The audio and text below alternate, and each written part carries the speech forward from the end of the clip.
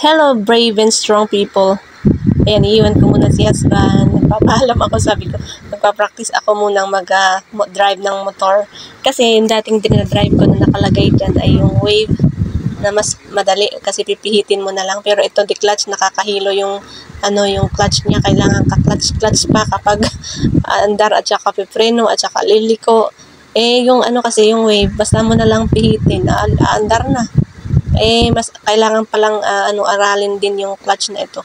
Kasi hindi ako marunong mag-drive ng single motor, kaya nung una pinakabit ni husband noon ng tricycle.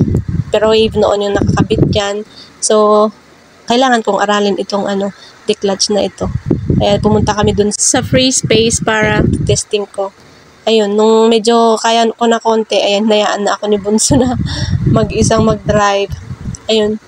Pero kanina, lagi namamatay pag arangkada, namamatay. Hindi ko makontrol yung clutch niya. Ewan ko, bibitawan ko yata ng mabilis. Dapat pala dahan-dahanin. Nami-mishandle ko yung clutch.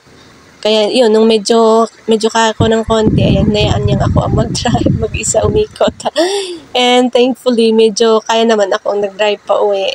Pero nakakatakot pagka yung sa may crossing at saka may mga malalaking sasakyan, lumalabas yung dating nervyos ko nung hindi pa ako marunong mag-drive, nung as in na zero ako noon sa pagdadrive. Lumalabas yung dating nervyos ko na yun. Pagka ganito na natataranta ako kapag ano bang ginawa ko, bakit namatay? Pero kasi kuminsan na nabibitawan ko yung clutch o kaya hindi ko nahawakan o kaya nabigla kong binitawan, namamatay yung makina. Kailangan kong ulitin ulit. May sumusunod na dump truck na kalaki-laki. Nakakataranta kapag ganun.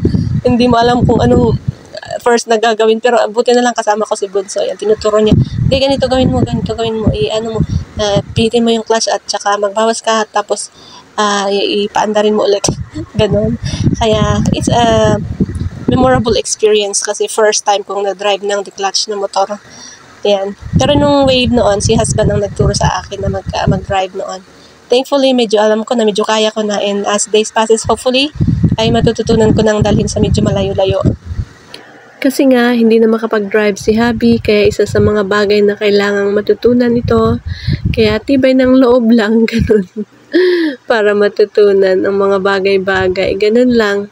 And salamat sa inyong panonood at sa pakikinig sa aking kwento. Hanggang dito lang muna. Thank you for watching. Have a blessed day to everyone. And remember, be strong, be brave, and always stay safe. You can do it by the grace of God who strengthens you. Bye!